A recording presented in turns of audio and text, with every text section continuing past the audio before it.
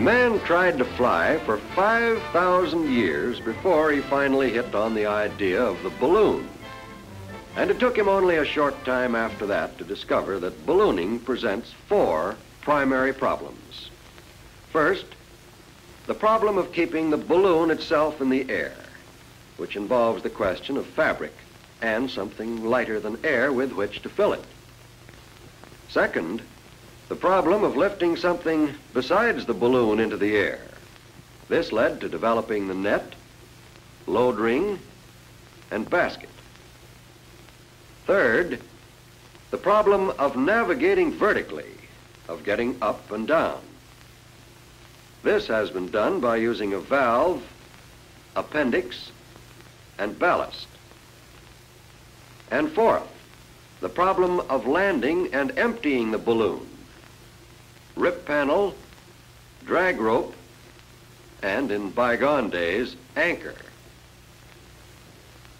Now, in taking up those problems, let's consider how they relate to present-day ballooning. Here is a modern Navy balloon being prepared for inflation. Hydrogen gas is most often used in balloons because it is released after each flight. Helium is generally reserved for airships where it can be used over and over again. However, in the early days, the world's first balloon, the hot air marvel. Amazing invention of two Frenchmen, the great Montgolfier brothers. The world's first passenger flight from Paris, France, November 11th, 1783. Hey, something's wrong, look out! Ah, more hot air. Thought they'd forgot about that. Sensational, sensational. Or is it? Professor Charles, famous French scientist, will attempt an ascension using a newly discovered gas called inflammable air. The world's first hydrogen balloon, 1783. And now the stupendous feat of combining the two types of balloon will be attempted. We invite your attention to Pilatre de Rossier, France. Strange name. And his 40-foot hydrogen balloon with a 10-foot hot air balloon beneath it. Too bad, I could have warned him. He rises quickly, however, to about 3,000 feet and...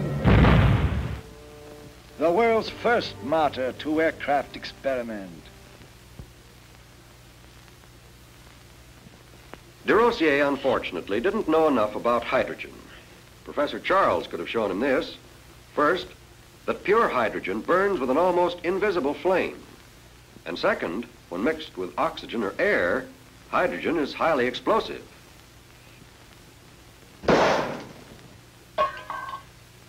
In the early days, hydrogen was prepared by pouring sulfuric acid over scraps of iron. Here is a simplified modern method of doing the same thing. Caustic soda and water are used instead of sulfuric acid, and ferrosilicon, a kind of ore, is used instead of scrap iron. The bubbles, you see, are hydrogen. The Navy today uses methanol, another name for wood alcohol, and water instead of sulfuric acid, and copper zinc oxide instead of scrap iron. Now then, just exactly why does hydrogen lift a balloon? The answer is that it doesn't. Hydrogen is used merely to hold the sides of the balloon apart, using as little weight as possible. Here's the way it works. Consider an extended balloon with air inside and out. Naturally, it doesn't go up because the air inside is just as heavy as that outside.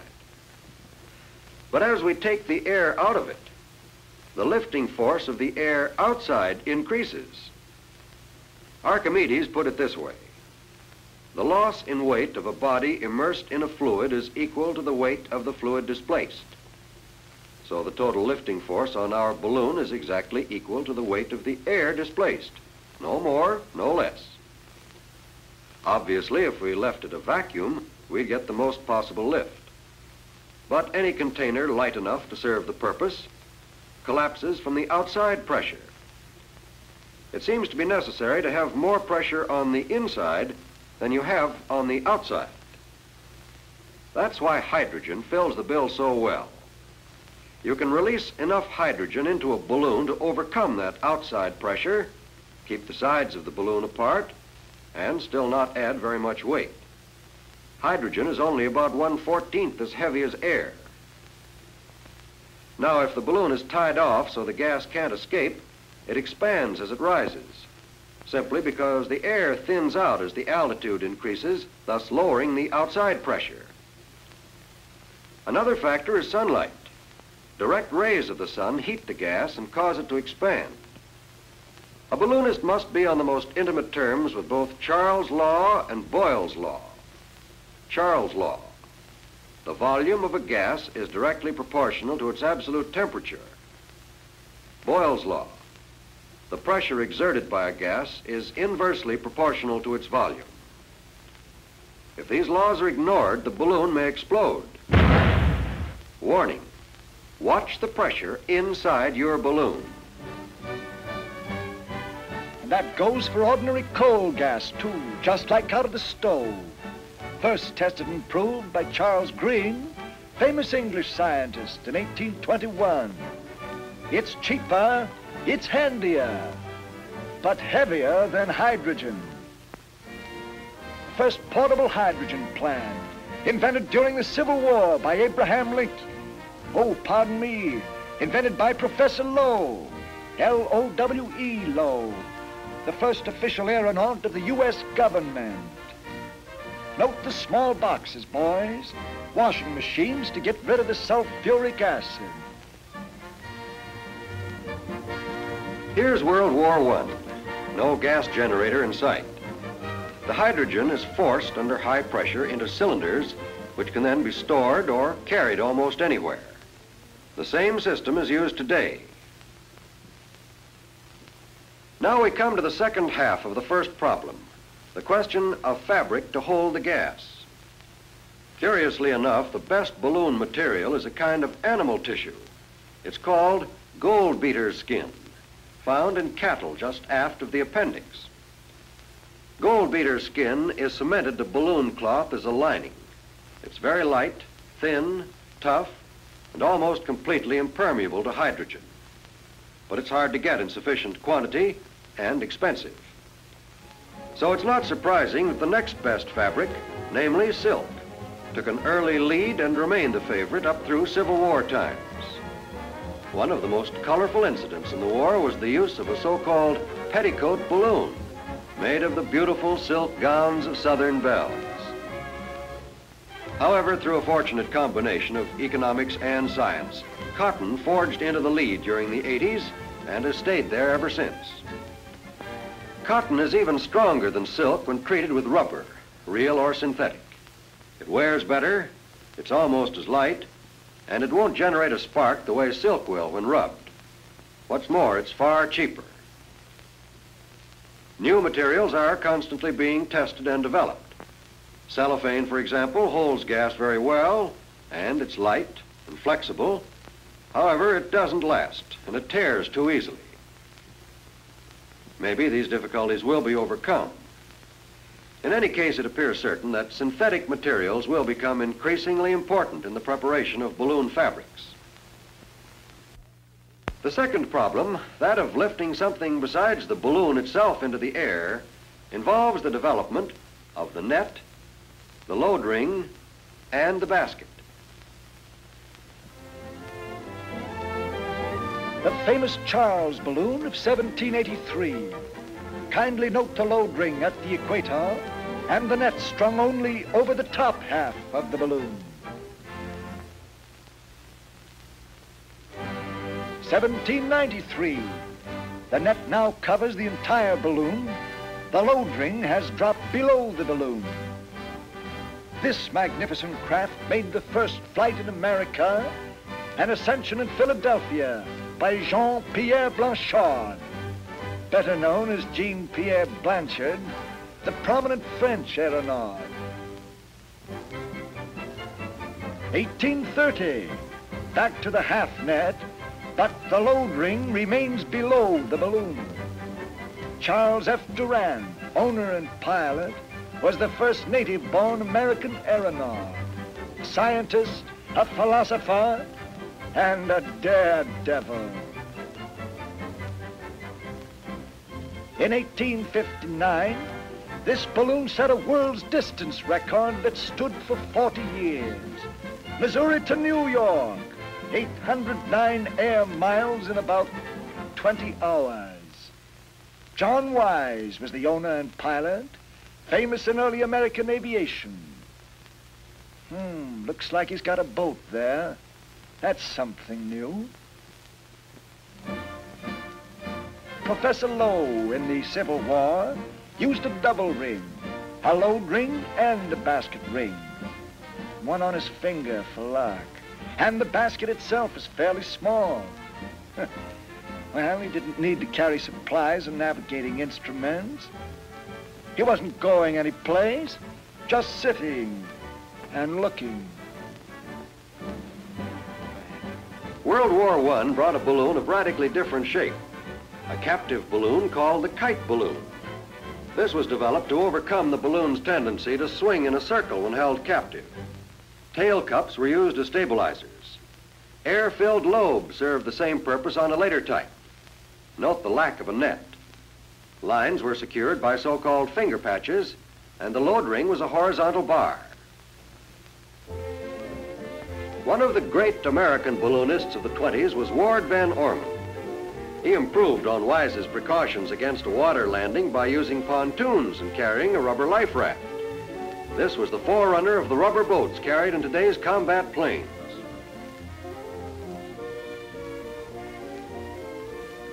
Why is a net better than finger patches?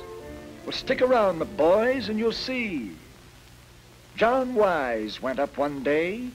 His balloon was hit by lightning, and the fabric parachuted into the net. To make sure it wasn't just luck, he went aloft and did it again. Worked exactly the same, and has ever since. The next problem, the third, deals with the navigation of the balloon vertically. This is taken care of by means of the valve, appendix, and ballast. That first hydrogen balloon way back in 1783 had all three of these elements. In the first place, an open appendix allowed gas to escape naturally as pressure increased. Then, when Professor Charles wanted to release more to descend, he opened a valve at the top and let more of it out. Of course, when the balloon came down, some air came in at the open appendix, and you couldn't call that good. But we'll consider that in a moment. Professor Charles learned about ballast the hard way. When he landed after his very first trip, he politely helped his passenger out. Silly boy. Moral: release ballast in small quantities. The balloon appendix started out as little more than a hole in the bottom of the balloon. But that was unhandy to deal with, and so gradually a tube was extended from the opening. Until in 1793, it was long enough to drape over the side of the basket. Possibly this was an effort to keep the gas from seeping down onto the head of the balloonist. But, of course, hydrogen drifts up, not down. So there was a gradual retreat until many experiments finally fixed the appendix at its present-day length. As we've already seen, a balloon that's descending always has a tendency to parachute. And if the appendix is open, air goes into it. But air mixing with hydrogen creates a highly explosive combination. So air is kept out nowadays by twisting the appendix closed during descent. And parachuting is prevented by securing the appendix to the load ring. From the very beginning, most balloon valves have worked in a trapdoor fashion. The valve is pulled down against a spring, which on release snaps the valve back into position. About 1880, the double trapdoor type came into use. It proved so efficient that it's still being used to this day. Various instruments have been devised to help in the navigation of balloons. For ordinary flights, an altimeter, rate of climb indicator, and a pocket compass are usually all the instruments that are needed, although an altigraph, or barograph, is also used if an accurate record of the flight is wanted. The earliest instrument used in a balloon was a plain mercury barometer. This was replaced by the aneroid barometer about 1880. It was handier. Calibrated in feet, it becomes an altimeter. The barograph, sometimes called altigraph, appeared about 1912. In any attempt at a record, an officially sealed barograph is always carried. The barometer didn't work quickly enough, so the statoscope was developed to show change of altitude and rate of change. These are indicated by the position of the bubble in the tube. The instrument on the left is American, and the one on the right British. A further development is the rate of climb indicator, or vertimeter. This device also stems from the First World War. Today, it is used either in the liquid type as shown here, or a mechanical type. In addition to these instruments, balloonists have also usually carried a compass and watch or clock.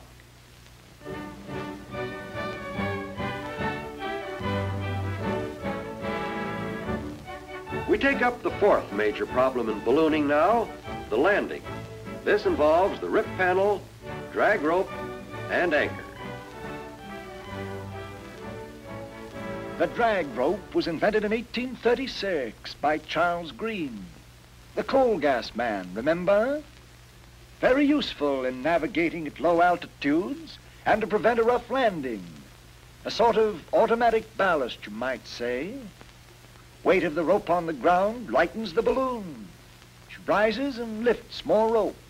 Down she comes. Up, down, up, down. Monotonous, isn't it? Look out for fences, houses, and high-tension wires. Bad medicine. In the old days, before the invention of four-wheel brakes and the rip panel, a balloonist had to throw out the anchor and pray. A landing was a cross between a commando fight and a rodeo.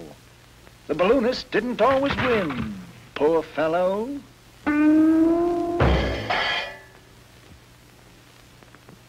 Since John Wise invented the rip panel in 1850, various styles have developed, of which these three are typical. The peeling type, cemented in place. This can be difficult to pull if it's left in place too long. A variation, the V peeling type, sometimes used on stratosphere and racing balloons. And three, the cheese cutter type. The fabric is torn, either the envelope itself or a fabric strip. The Navy today uses the first mentioned method. The panel is lightly cemented, not too long before use. This affords a gas-tight closure that can be handily ripped out and easily replaced. Now let's have a look at some of the uses of balloons. First, balloon racing. Probably the greatest single factor in creating public interest in lighter-than-air flight has been the balloon race, notably the big national and international events. Every year from 1906 to 1935, except during World War I, an international race was held for the James Gordon Bennett Trophy. American entrants were selected by a national race for the P.W. Litchfield Trophy, and the contests were open to all, Army, Navy, or civilian pilots. The first international race, starting from Paris in 1906, was won by an American pilot, F.P. Lamb. He covered 402 miles to the northern part of York County, England. Probably the most spectacular of the big races was the 1910 event. Starting from St. Louis, Missouri, the winner, A.R. Hawley, representing the United States, sailed 1,171 miles to St. John's, Quebec. He was lost for almost 2 weeks in the Canadian wilderness. 2 years later, starting from Stuttgart, Germany, the French pilot A. Bien-Aimé won the race with a record-smashing 1,298-mile flight to Moscow. But balloon racing did more than prove the great distances that could be covered in sustained lighter-than-air flight. One of America's leading balloonists, Ralph Upson, in preparation for the 1922 national race, organized the first system of aviation radio weather reports, an invaluable contribution to the progress of aviation. The fact is that many of the men interested in balloon racing have proved to be leaders in aeronautical development. Ward Van Orman is one of the outstanding figures. 3 times an international race winner, Van Orman has pioneered in several important ballooning improvements. It was Commander Rosendahl when this was taken at a national balloon race in 1927. Today, Admiral Rosendahl, as Chief of the Navy Airship Training and Experimental Command, directs the entire field of military lighter-than-air development for the United States. The winner of the national race from Pittsburgh in 1929 was Lieutenant Settle, an ardent balloon race pilot and a scientist as well. But the name Settle became much better known for a considerably different aspect of ballooning, the stratosphere flight. In 1933, Settle went aloft almost 12 miles. Yet, sensational as that record was, it stood only 2 years. The reason was that stratosphere flights during the 1930s became almost an international passion. In 1934, 3 Army men, Stevens, Kepner, and Anderson, tried unsuccessfully for a record. And then, a year later, 2 of them, Anderson and Stevens, brilliantly succeeded with an ascension of almost 14 miles. What did they hope to find? Why did they go up? Well, the main purpose was to study cosmic rays, mysterious shafts of energy that constantly rain down on the Earth. Also to collect samples of air, dust, bacteria, and make other scientific studies. Their findings were valuable and could have been obtained in no other way. Such flights date back to 1862, when 2 English scientists, Coxwell and Glazier, ascended 37,000 feet. The outstanding modern flights have been those of Mr. and Mrs. Piccard, 1934, 57,579 feet. Settle and Fordney, 1933, 61,237 feet.